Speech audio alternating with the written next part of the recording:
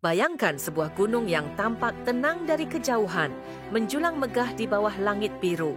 Namun siapa sangka, di balik ketenangannya tersimpan kekuatan raksasa yang mampu mengguncang bumi. Pertanyaannya, bagaimana gunung api itu bisa terbentuk? Bumi kita bukanlah bongkahan padat yang statis. Di dalamnya ada lapisan panas yang terus bergerak dan bergejolak. Mantel bumi yang bersuhu ribuan derajat membuat batuan meleleh menjadi magma. Inilah bahan dasar terbentuknya gunung api. Magma tidak akan diam di tempat. Tekanan dari dalam bumi membuatnya selalu mencari jalan keluar. Retakan, patahan, hingga celah sekecil apapun bisa menjadi jalur bagi magma menuju permukaan. Saat itulah proses panjang pembentukan gunung api dimulai. Sebagian besar gunung api lahir di daerah pertemuan lempeng tektonik. Bumi memiliki lempeng besar yang bergerak perlahan, namun kekuatannya luar biasa. Ketika dua lempeng bertabrakan, salah satunya bisa terdorong masuk ke bawah yang lain. Proses ini disebut subduksi. Lempeng yang menyusup ke dalam bumi akan meleleh oleh panas ekstrem.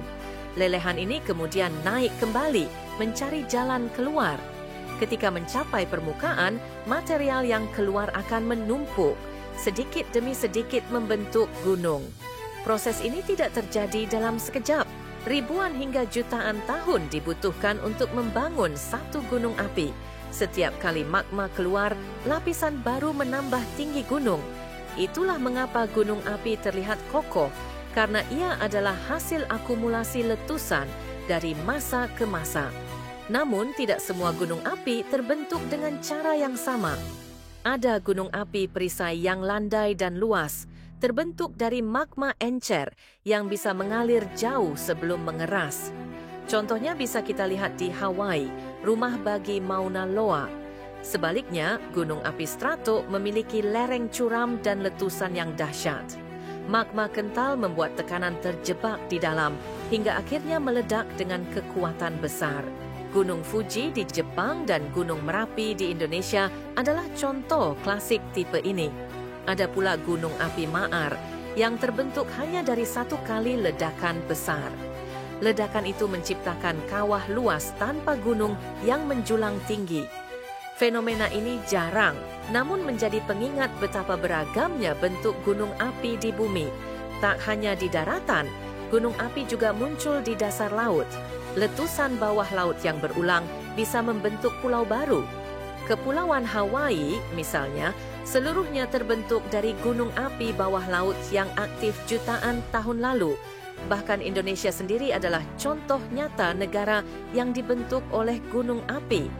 Dari Sumatera hingga Maluku, hampir seluruh kepulauan kita berdiri di atas jalur cincin api Pasifik, tempat gunung berapi paling aktif di dunia. Gunung api juga meninggalkan jejak yang spektakuler. Letusan dahsyat bisa menciptakan kaldera raksasa. Danau Toba adalah saksi dari salah satu letusan terbesar dalam sejarah bumi. Begitu besar hingga memengaruhi iklim global ribuan tahun silam. Setiap letusan gunung api sebenarnya adalah siklus kehidupan bumi. Dari kehancuran selalu lahir kehidupan baru. Tanah di sekitar gunung api biasanya sangat subur karena diperkaya oleh mineral dari abu vulkanik. Itu sebabnya banyak peradaban besar tumbuh di kaki gunung berapi. Gunung api mengingatkan kita betapa bumi ini hidup. Lapisan dalamnya terus bergerak, menekan dan menciptakan lanskap baru. Tanpa gunung api, mungkin daratan yang kita pijak hari ini tidak akan pernah ada. Jadi, terbentuknya gunung api adalah proses panjang yang luar biasa. Dari dalam perut bumi hingga menjulang ke langit, gunung api adalah bukti nyata kekuatan alam yang tak terbendung. Terima kasih sudah menyimak Fakta Globe. Jika Anda suka dengan penjelasan tentang fenomena menakjubkan ini, jangan lupa like, share, dan tentu saja subscribe agar tidak ketinggalan fakta-fakta menarik berikutnya.